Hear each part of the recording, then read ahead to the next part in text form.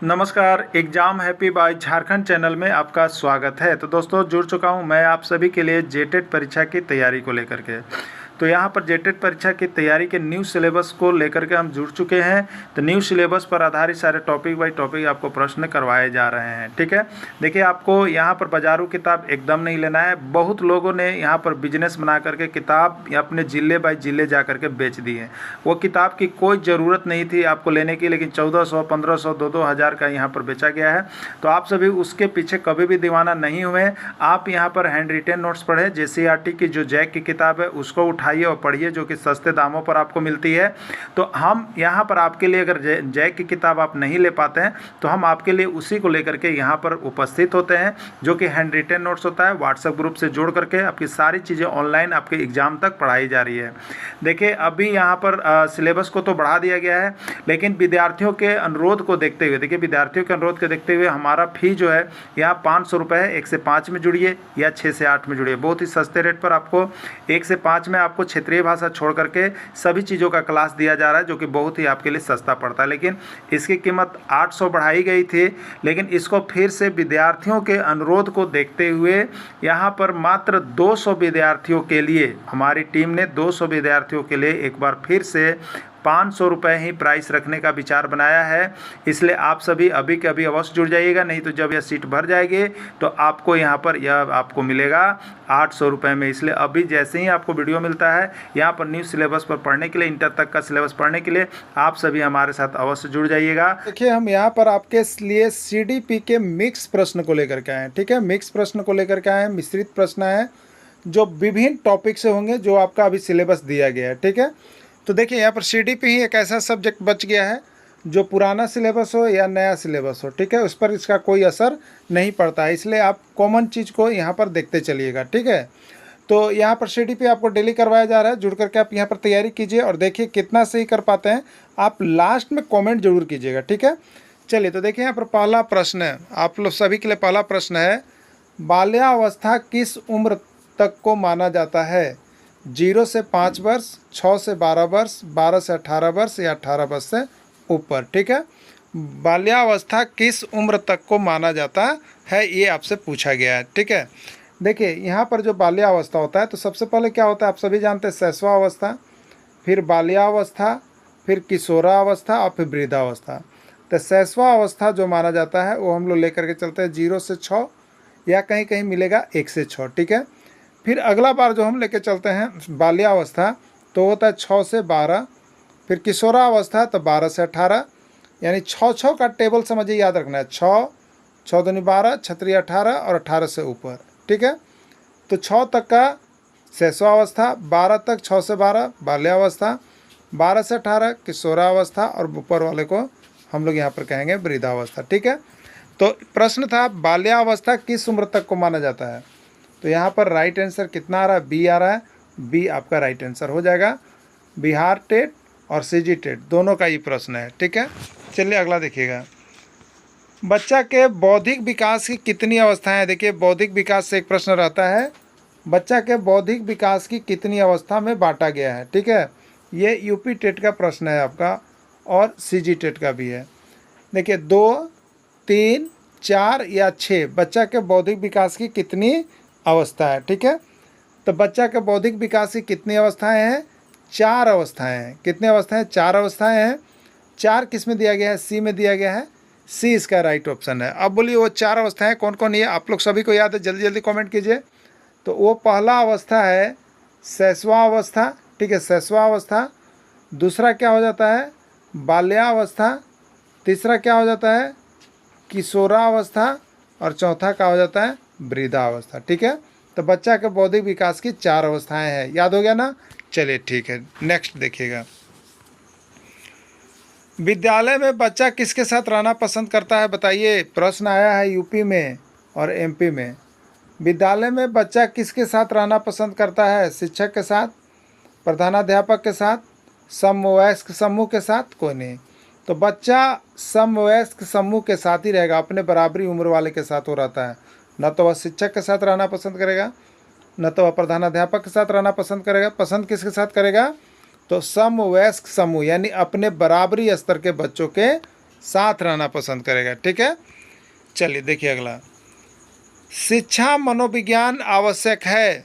शिक्षा मनोविज्ञान आवश्यक है। ठीक है, प्रश्न आया है, बिहार टेट का प्रश्न है। शिक्षा मनोविज्ञान आवश्यक है शिक्षक के लिए, अभिभावक के लिए, प्रधानाध्यापक के लिए या सभी के लिए। ठीक है, तो देखिए शिक्षा मनोविज्ञान जो है सबसे अधिक तो ऐसे मान लीजिए शिक्षक के लिए है, लेकिन यहाँ जो ऑप्शन दिया गया है उसके आधार पर शिक्षक को भी हो तो बहुत अच्छा है, प्रधानाध्यापक को भी हो तो अच्छा है, और अभिभावक को भी ज्ञान हो तो अच्छा है। यानी इसका आंसर अगर कोई कहे तो इसका राइट आंसर यहाँ पर डी होगा, सभी के लिए आवश्यक है। ठीक है, चलिए नेक्स्ट देखिएगा, एक अध्यापक के द्वारा उस स्थिति में ही शिक्षण कार्य प्रभावी ढंग से किया जा सकता है जब उससे ज्ञान होगा। प्रश्न यूपी टेट में पूछा और एमपी टेट में। क्या कह रहा है, ध्यान से सुनिएंगे। एक अध्यापक के द्वारा उस स्थिति में ही शिक्षण कार्य प्रभावी ढंग से किया जा सकता है जब उसे ज्ञान होगा। मतलब एक शिक्षक को किस चीज़ का ज्ञान होगा, जब वो अपना शिक्षण कार्य जो है बहुत ही अच्छा ढंग से कर सकता है। मनोविज्ञान के प्रयोगात्मक स्वरूप का, नैतिक शिक्षा का, प्रयोगात्मक सिद्धांत का या कोई नहीं। ठीक है, तो एक शिक्षक तब भी प्रभावी ढंग से अपने विद्यालय में काम अच्छा से कर सकता है जब उसे शिक्षा मनोविज्ञान के प्रयोगात्मक स्वरूप का ज्ञान हो। किसका ज्ञान होना चाहिए, शिक्षा मनोविज्ञान के प्रयोगात्मक स्वरूप का ज्ञान हो। ठीक है, तो वह शिक्षक जो है अच्छा कार्य कर सकता है। तो यहाँ पर राइट आंसर ए हो जाएगा आपका। चलिए अगला देखिएगा, यहाँ पर वर्तमान समय में शिक्षा मनोविज्ञान की आवश्यकता है। वर्तमान समय में शिक्षा मनोविज्ञान की क्यों आवश्यकता है, ये पूछा गया था आपका सीजी टेट में। कहाँ पूछा गया था, सीजी टेट छत्तीसगढ़ टेट में। तो वर्तमान समय में शिक्षा मनोविज्ञान की आवश्यकता किस लिए है, सर्वांगीण विकास के लिए, नैतिक विकास के लिए, परंपराओं के लिए या कोई नहीं। ठीक है, तो शिक्षा मनोविज्ञान जो आवश्यक है वो देखिए सर्वांगीण विकास, आजकल चाहिए सर्वांगीण विकास, यानी सभी क्षेत्रों में विकास उसको मिले। तो इसीलिए शिक्षा मनोविज्ञान पढ़ने से बच्चों के सर्वांगीण विकास को शिक्षक देख पाते हैं। तो सर्वांगीण विकास इसका आंसर होगा। कक्षा में छात्रों को उनकी विभिन्नता के आधार पर, कक्षा में छात्रों को उनकी विभिन्नता के आधार पर पहचानने के लिए एक शिक्षक को किसका ज्ञान होना चाहिए। कक्षा में छात्रों को उनकी विभिन्नता के आधार पर पहचानने के लिए शिक्षक को किसका ज्ञान होना चाहिए, शिक्षण विधि का, शिक्षण अधिगम का, विद्यार्थियों के व्यवहार का या शिक्षा मनोविज्ञान का, किसका ज्ञान होना चाहिए। ठीक है, तो देखिए यहाँ पर ज्ञान होना चाहिए किसका, शिक्षक को शिक्षा मनोविज्ञान के यदि ज्ञान है तो वह सब कुछ कर सकता है। ठीक है, चलिए नेक्स्ट देखिएगा, समय सारणी में याद रखिए, समय सारणी में गणित, विज्ञान या कठिन विषय के कालांश पहले क्यों रखे जाते हैं। जैसे आप जब विद्यालय जाते हैं तो आप सबसे पहले क्या पढ़ाना पसंद करते हैं क्लास में, तो वो देखिए चलता है गणित। ठीक है, या चलता है विज्ञान। इसका कारण क्या है, तो ये मनोविज्ञान सेट है कि पहले यदि पढ़ाया जाए, गणित विज्ञान कठिन विषय है तो ये पहले पढ़ाया जाएगा तो बच्चे उस समय क्या होते हैं, तो बच्चे उस समय एकदम तरोताज़ा होकर के विद्यालय आते हैं, और उस समय यदि इसका ज्ञान दे दिया जाए तो बच्चा सीखने को एकदम उस समय तत्पर हो रहते हैं, और फिर धीरे धीरे समय जैसे बढ़ता है तो बच्चा को पढ़ने का मन नहीं करता है। ठीक है, तो ये समय सारणी में गणित, विज्ञान या कठिन विज्ञान क्लास पढ़ाते समय क्यों रखा जाता है, तो इसका रखने का कारण जो है वो मनोविज्ञान का सिद्धांत है। मनोविज्ञान के सिद्धांत के आधार पर ही जब भी क्लास होता है तो सबसे पहले गणित और विज्ञान को पढ़ा दिया जाता है बच्चों को, क्योंकि उस समय वे क्या रहते हैं, तो उस समय वह तरोताज़गी महसूस करते रहते हैं। ठीक है, चलिए अगला देखिएगा, छात्रों की योग्यता एवं रुचि के आधार पर पाठ्यक्रम निर्माण में योगदान होता है। शिक्षा मनोविज्ञान का, निर्देशन का, परामर्श का या कोई नहीं। ठीक है, तो छात्रों की योग्यता एवं रुचि के आधार पर पाठ्यक्रम निर्माण में जो योगदान होता है वो आपका शिक्षा मनोविज्ञान का, किसका होता है, शिक्षा मनोविज्ञान का योगदान बहुत ही प्रबल होता है।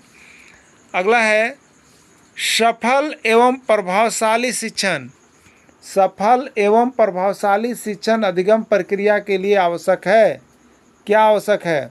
शिक्षण के लिए शिक्षा मनोविज्ञान के सिद्धांत का उपयोग के लिए, श्यामपट्ट का प्रयोग के लिए।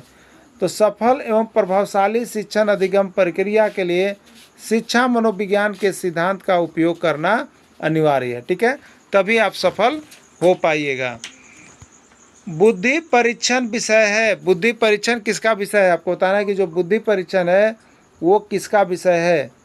शिक्षा मनोविज्ञान का, भौतिक विज्ञान का, रसायन विज्ञान का, या कोई नहीं। ठीक है, तब बुद्धि परीक्षण या बुद्धि लब्धि ये किसके अंतर्गत पड़ता है लोग? तो शिक्षा मनोविज्ञान। किसका पड़ता है? शिक्षा मनोविज्ञान। इसका राइट आंसर हो जाएगा। अगला प्रश्न है, शिक्षा मनोविज्ञान में जिन बालकों के व्यवहार का अध्ययन किया जाता है वो बालक कौन कौन है? शिक्षा मनोविज्ञान में जिन बालकों के व्यवहार का अध्ययन किया जाता है वह कौन है? मंद बुद्धि, समस्यात्मक बुद्धि, पिछड़े हुए या सभी? तो इसमें शिक्षा मनोविज्ञान में सभी का विकास करना है। ठीक है, सभी का विकास करना है। राइट आंसर सभी हो जाएगा। इसमें वृद्धि के संबंध में क्या सही है? वृद्धि के संबंध में क्या सही है? वृद्धि निरंतर चलने वाली प्रक्रिया है। वृद्धि कभी भी हो सकता है। वृद्धि एक निश्चित समय तक होता है, यह सभी। ठीक है, तो देखिए वृद्धि निरंतर चलने वाली प्रक्रिया है, ये गलत है। एक सीमा तक जाने के बाद एक उम्र तक यह रुक सा जाता है। ठीक है, मतलब किशोरावस्था में लगभग बच्चे लोग का उम्र 17-18 साल, तो इस समय तक क्या होता है? वृद्धि होता है, लेकिन इसके बाद बच्चों में जल्दी वृद्धि नहीं होता है, अब उतने ही पर वह रुक जाता है। ठीक है, तो वृद्धि के संबंध में क्या सभी है? तो वृद्धि जो है निरंतर चलने वाली प्रक्रिया है, गलत है। वृद्धि कभी भी हो सकता है, ये भी गलत है। एक निश्चित समय के बाद वृद्धि नहीं हो सकता है। वृद्धि एक निश्चित समय तक होता है, यह सभी। ठीक है, तो इसमें सी ऑप्शन सही है कि वृद्धि क्या होता है? एक निश्चित समय तक चलता है, उसके बाद नहीं होता है। ठीक है, चलिए नेक्स्ट देखिएगा। विकास के संबंध में क्या सही है? विकास के संबंध में क्या सही है? विकास एक निश्चित समय तक होता है, विकास रुक जाता है, विकास के लिए समय निर्धारित नहीं होता है। अब देखिएगा या सभी। तो देखिए विकास के संबंध में क्या सभी सही है? तो विकास एक निश्चित समय तक होता है। ठीक है, विकास एक निश्चित समय तक होता है, विकास एक निश्चित समय तक होता है, ये गलत है। ठीक है, विकास रुक जाता है, ये गलत है। विकास के लिए समय निर्धारित नहीं होता है, ये बिल्कुल सही है। विकास आदमी कभी भी कर सकता है, किसी भी एज में कर सकता है, तो उसके लिए कोई टाइम बाउंडिंग नहीं किया गया है। ठीक है, यानी राइट आंसर इसका सी हो जाएगा। क्लियर, राइट आंसर इसका सी हो जाएगा। अब देखिए, तो इस तरह से यहाँ पर CDP का हम लोगों ने महत्वपूर्ण क्लास किया। आप सभी अभी वीडियो देखने के बाद जुड़ जाइएगा। धन्यवाद।